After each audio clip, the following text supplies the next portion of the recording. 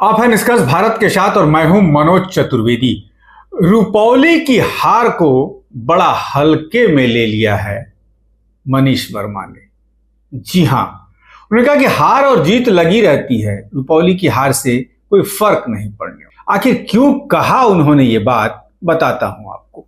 बिहार में रुपौली की हार के बाद जेडीयू नेताओं की प्रतिक्रियाएं आनी शुरू हो गई हैं। जदयू के नए राष्ट्रीय महासचिव और नीतीश कुमार के करीबी नेता मनीष वर्मा ने कहा कि हार जीत तो लगी रहती है, मनोबल नहीं गिराना है।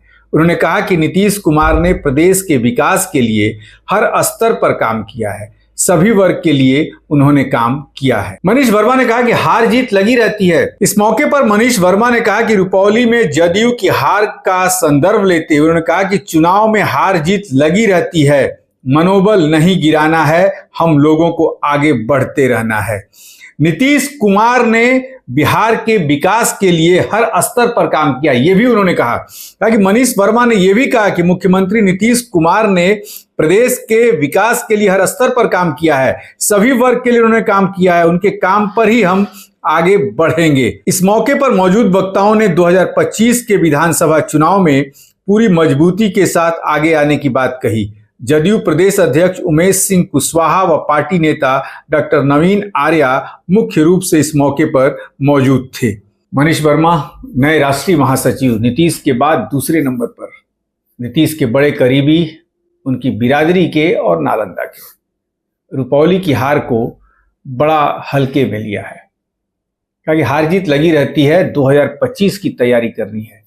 लेकिन जिस रुपौली के लिए सिर्फ प्रधानमंत्री को छोड़ तमाम नेता रुपौली आ गए, नीतीश का पूरा मंत्रिमंडल का कुनबा रुपौली में बैठा रहा, उस रुपौली की सीट को जदयू नहीं जीता पाई। और हुआ भी क्या, चिराग पासवान की पिछली बार के सिपाही 2020 के चिराग पासवान एलजेपी आर के टिकट पर लड़ने वाले शंकर सिंह इस बार क्योंकि एनडीए को सीट चली, एनडीए के साथ सीट थी, चिराग भी एनडीए के साथ हैं, तो वहां से निर्दलीय खड़े हो और दिखा दिया अपनी ताकत। लेकिन अब बात यह होती है कि क्या शंकर सिंह को चिराग अपनाएंगे, शंकर सिंह चिराग के साथ जाएंगे, क्योंकि बिहार विधानसभा में अभी 1.5 साल बाकी है, एलजेपी आर का कोई प्रतिनिधि वहां बैठेगा। इन तमाम बातों पे हम चर्चा करेंगे, लेकिन नतीजे तो यही आए कि निर्दलीय शंकर सिंह ने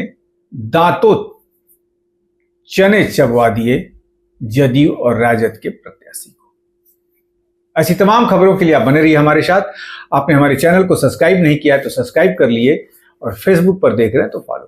ये लोकसभा का चुनाव का नतीजा जब आया, तो जो नतीजा आया उसने स्पष्ट कर दी स्थिति कि कौन लाचार है, जनता किसके साथ है।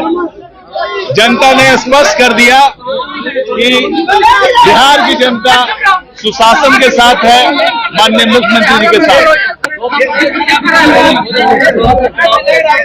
2025 का चुनाव जदयू पूरी मजबूती के साथ लड़ेगा, एनडीए पूरी मजबूती के साथ लड़ेगा, और मुझे यकीन है कि पूरा स्वीप आउट करेगा।